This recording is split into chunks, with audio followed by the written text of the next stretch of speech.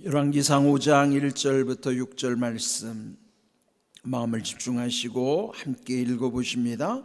솔로몬이 기름 부음을 받고 그의 아버지를 이어 왕이 되었다 함을 두로왕 히람이 듣고 그의 신하들을 솔로몬에게 보냈으니 이는 히람이 평생에 다윗을 사랑하였음이라.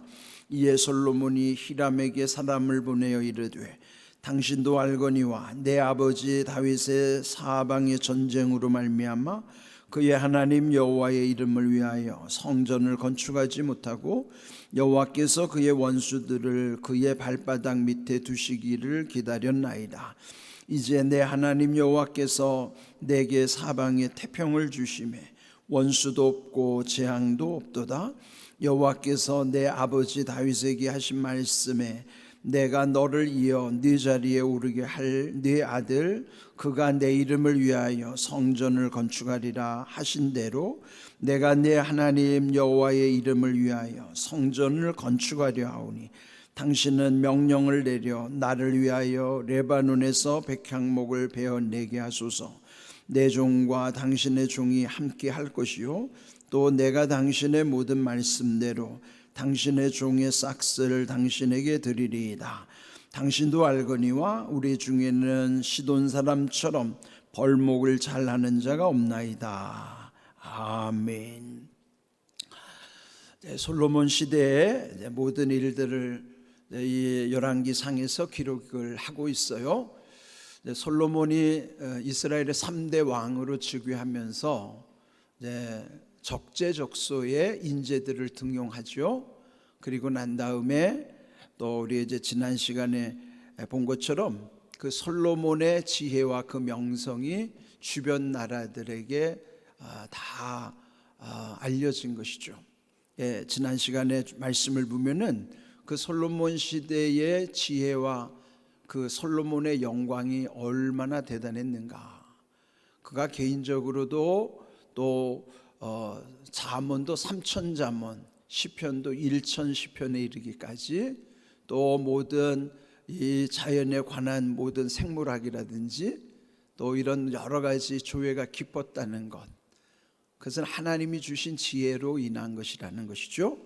또 그 지혜로 인하여 주변 나라들이 두려워했고 또 솔로몬에게 조공을 바쳤고, 그래서 외교 관계뿐만 아니라 국방력도 튼튼했고 경제적으로도 부강한 그런 나라를 이루었다고 했습니다.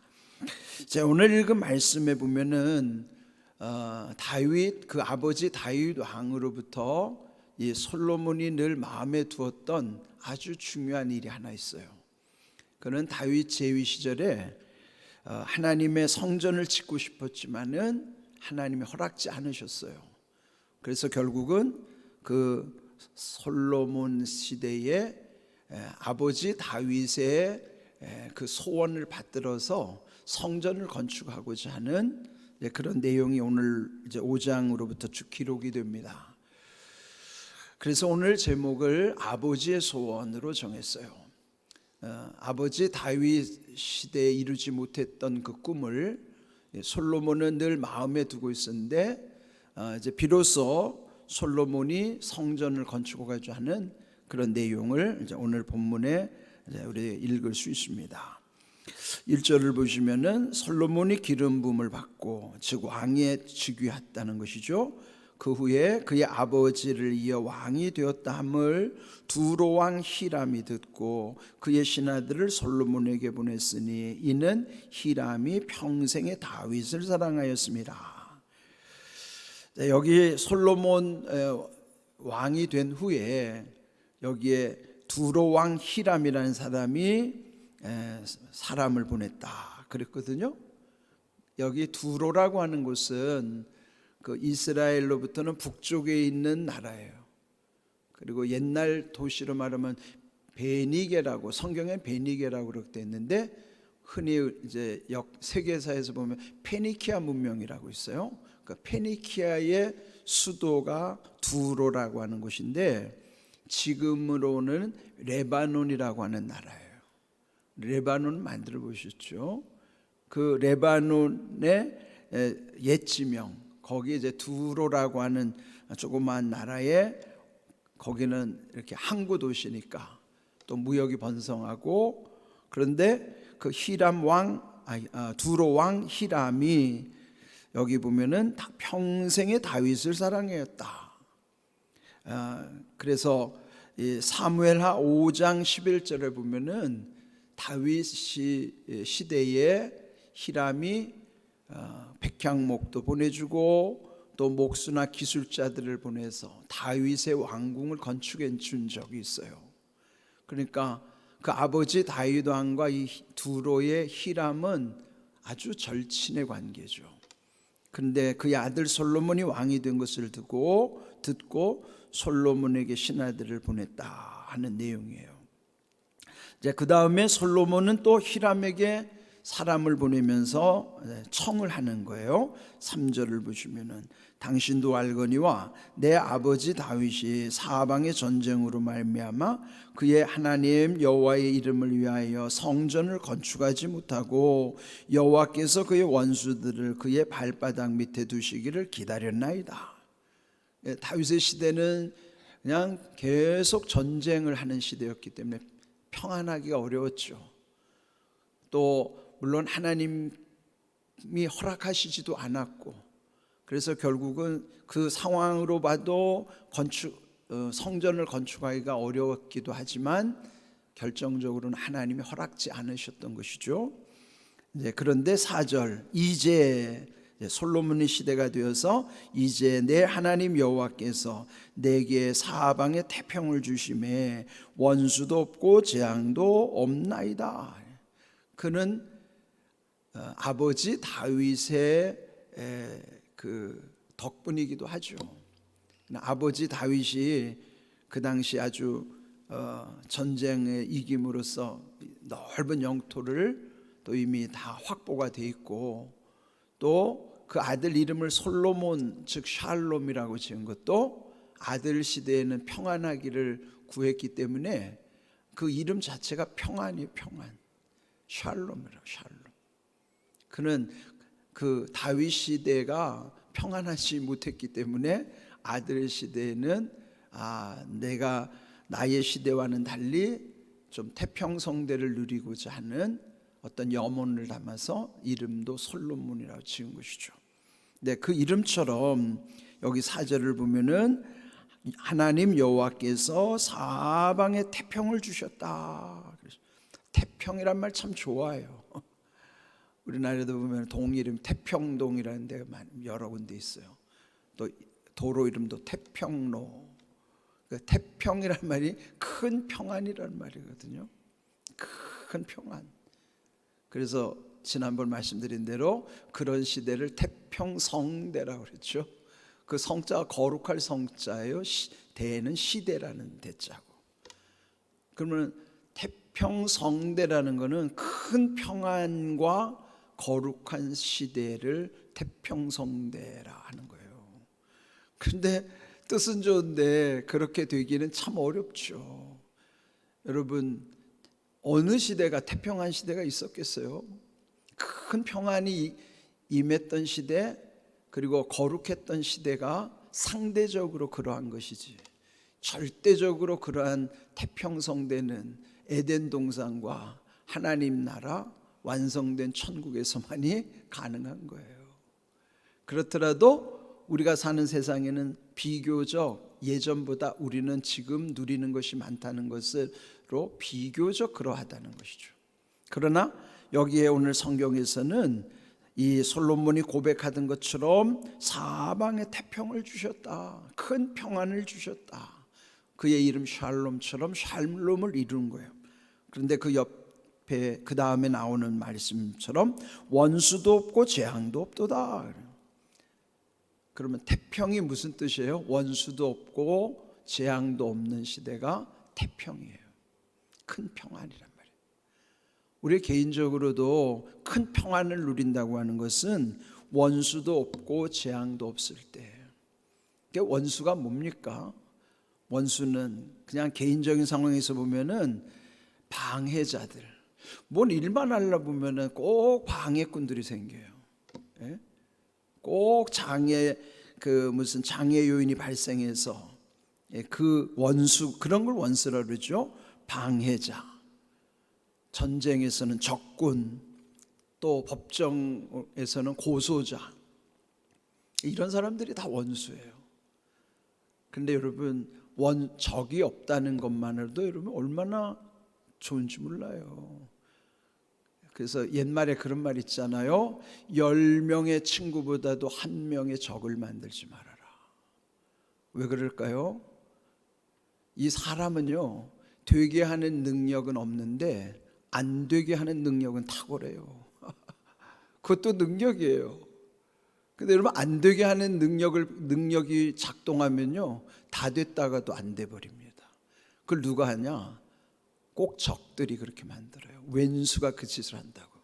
다 된 것 같은데 마지막 이 왼수가 나타나 가지고 안 되게 만들어 버려요. 그러니까 여러분, 친구 좋죠. 10명의 친구 좋죠.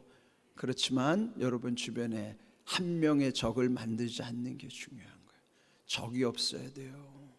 그래야 평안을 누릴 수 있어요. 물론 나는 잘하려고 했는데 적이 생기는 거예요. 어쩔 수 없지만 의도적으로 상대방과 담을 쌓지 말라는 거예요. 나의 잘못으로 인해서 상대방과 적을 만들지 말라는 거예요. 그런데 이 태평이 뭐냐? 원수가 없는 거다. 적이 없는 것이다. 또 재앙도 없도다. 재앙은 뭐예요? 갑작스럽게 뜻하지 않는 변고가 생기는 거예요. 어떤 국가적으로는 변란이 일어난다든지, 또는 무슨 역병이나 기근이 돈다든지, 그럼 그게 다 재앙이에요. 그 집안의 우환도 그렇고 마찬가지란 말이에요. 그러니까 여러분, 큰 평안을 누리는 것이 이게 얼마나 중요한 것인가. 근데 솔로몬의 시대가 그러했다는 것이 물론 상대적이긴 하지만, 그래도 그 시대가 참 살만한 시대였는가 보다. 그는 대충 우리가 상상할 수 있겠죠. 여러분 개인에게도요, 늘 큰 평안을 구하시되, 태평을 구하는 거예요. 큰 평안을 구하시되, 그는 여러분 정말 여기서 말하는 대로 하나님의 지혜가 있을 때만이 가능해요. 하나님이 주시는 지혜로 큰 평안, 또 태평성대, 시대로 말하면 태평성대요, 개인으로 말하면 큰 평안을 누리는 태평을, 큰 평안의 은혜, 그것도 우리가 한번 이 본문을 통해서 묵상하고자 하는 것이죠.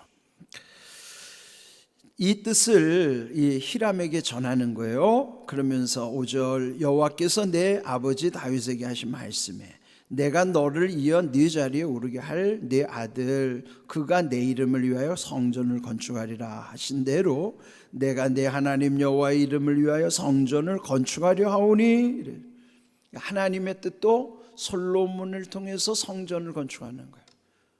그렇기 때문에 이제 솔로몬이 아버지의 소원도 이었고, 또 하나님이 허락하셨으니, 아버지 다윗의 소원 하나님이 허락하심, 그러면 되는 것이죠. 그런데 이 성전을 건축하는 일에 있어서 왜 이 두로 왕 히람에게 부탁을 하는가? 그가 다스리는 나라가 아주 건축술이 유명한 나라예요.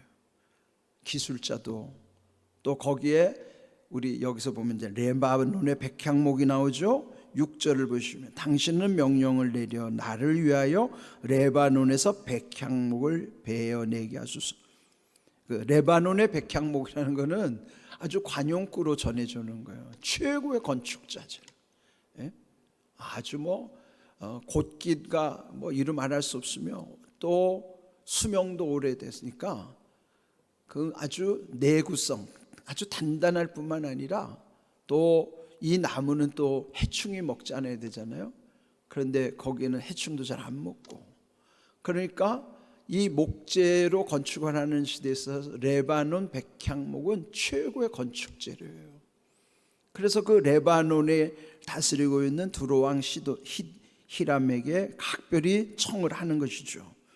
그러면서 내 종과 당신의 종이 함께 할 것이요 또 내가 당신의 모든 말씀대로 당신의 종의 싹을 당신에게 드리리이다. 그건 뭐예요? 공짜로 하는 게 아니라 대가를 지불하겠습니다 하는 거예요. 이렇게 귀한 일을 하는 데 있어서 또 하나님께 드리는 일을 공짜로 하는 게 아니라 솔로몬은 대가를 지불하겠다고 약속을 하고, 그 다음 더 중요한 것은 당신도 알거니와 우리 중에는 시돈 사람처럼 벌목을 잘하는 자가 없나이다. 이런 나무를 다루는 기술자가 없다는 거예요. 그러니 그 레바논의 백향목과 또 그것을 다루는 기술자들을 또 이렇게 같이 청하는 것이죠. 솔로몬이 지금 그 아버지의 소원과 하나님의 허락하신 가운데서 이 솔로몬의 성전, 아주 귀한 성전을 하나님께 드리고자 이런 모든 것을 준비하는 내용이에요. 여러분, 이게 하나님의 소원을 우리의 마음에 새기는 것 참 중요하죠. 그렇다면은 물론 우리가 육신의 아버지의 소원, 그것도 우리가 이제 흔히 생각하는 것은 좋은 소원을 받아야지 나쁜 소원은 그거 들어주면 안 되잖아요. 좋은 소원일 때 마음에 새기는 것이지 나쁜 소원은 그럼 버려야 되는 거예요. 그렇다면은 물론 우리 육신의 아버지의 소원을 들어주는 것도 중요하지만은 우리에게 정말 중요한 것은 하나님 아버지의 마음을 들어드리는 거예요. 여기서 아버지의 소원은 솔로몬의 입장에서는 그 다윗이지만 오늘 우리에게 있어서 아버지의 소원은 하나님 아버지의 뜻을 마음에 새기는 거예요. 그러면 하나님 아버지의 소원이 뭘까요? 디모데전서 2장 4절 말씀 함께 읽어봅니다. 하나님은 모든 사람이 구원을 받으며 진리를 아는데 이르기를 원하시느니라. 아멘. 원하신다는 게 뭐예요? 그게 소원이라는 거예요. 하나님의 소원이 뭡니까? 모든 사람이 구원받기를 하나님이 원하시고, 왜 구원을 받는 것에만 족하는 게 아니라 진리를 아는 것. 진리 뭐예요? 하나님의 뜻이죠. 그 하나님의 뜻, 진리를 아는 것, 그는 구원받을 때만이 하나님의 진리의 눈이 열리는 거예요. 그럼 예외가 없어요. 모든 인생이 하나님이 우리의 주인이시고 또 우리의 아버지가 되신다는 사실, 모든 사람이 구원을 받고 진리를 알기를 하나님 아버지는 소원하신다, 그런 뜻이에요. 그래서 여러분, 매일 우리가 구할 때는 하나님의 소원을 알고 기도해야 될 거 아니겠어요? 우리 교회가 존재하는 것도 구원의 방주로 그 다음이 축복의 전당으로 이어지게 하는 거예요. 구원의 방주가 우선이에요. 모든 사람이 구원을 받는 것이 하나님 아버지의 소원인 것을 기억하십시오. 그 다음에 우리 개인적으로 늘 새겨야 될 것은요, 데살로니가 전서 4장 3절 말씀 함께 읽어봅니다. 하나님의 뜻은 이것이니 너희의 거룩함이라 그랬어요. 우리가 날마다 개인적으로 힘써야 되는 것은 거룩함이 하나님의 뜻이라는 사실, 하나님의 소원이라는 사실을 알아야 되는 거예요. 거룩해진다는 게 뭐예요? 하나님도 거룩하시기 때문에, 하나님이 오늘 말씀, 내가 거룩하니 너희도 거룩하라. 하나님의 거룩하심으로 하나님의 자녀인 우리도 거룩해지는 거예요. 거룩이 뭡니까? 죄를 끊어버리는 게 거룩이에요. 하나님의 말씀과 기도로 거룩하여짐이라. 거룩함 자체가 능력이라 말이에요. 왜 거룩함 자체가 능력이냐면, 거룩하면 죄를 이길 수 있기 때문에. 그럼 죄를 안 지으면 평안하죠. 평안하면 담대한 거예요. 그러니 거룩함 자체가 능력인 거예요. 거룩해야 죄를 이기기도 하고, 그래서 죄를 안 짓는 거예요. 그러니까 거룩하다는 게 얼마나 귀한 일인가. 그 거룩함 자체가 능력이에요. 그래서 우리는 날마다 거룩함을 사모하고 거룩함을 구해하고 또 그 거룩함이 내게 없기 때문에 주 안에서의 거룩함의 능력을 힘입어 살아가는 거예요. 매일매일 살아가는 세상이 온갖 죄와 유혹이 넘쳐나는 곳인데 그를 우리가 개인적으로 어떻게 이깁니까? 하나님이 주시는 거룩함만이 그 모든 죄와 유혹을 끊을 수 있고 이길 수 있는 것이지, 그 거룩함의 능력 없으면 우리는 죄를 이길 수가 없어요. 그러므로 여러분, 우리가 거룩함 자체, 그것이 우리에게 주시는 은혜의 능력이라는 사실을 기억하시고, 오늘 이 아침에 솔로몬이 아버지 다윗의 소원을 품고 실행했던 것처럼 우리도 하나님 아버지의 소원, 모든 사람이 구원을 받고 진리를 아는 데 이르는 것이 아버지의 소원이요, 우리 각자가 다 거룩해지는 것이 아버지의 소원이라는 뜻을 기억하시고, 그 하나님의 은혜, 그 약속의 말씀대로 여러분이 날마다 세상을 감당할 수 있는 지혜와 능력을 힘입기를 주님의 이름으로 축복합니다. 아멘.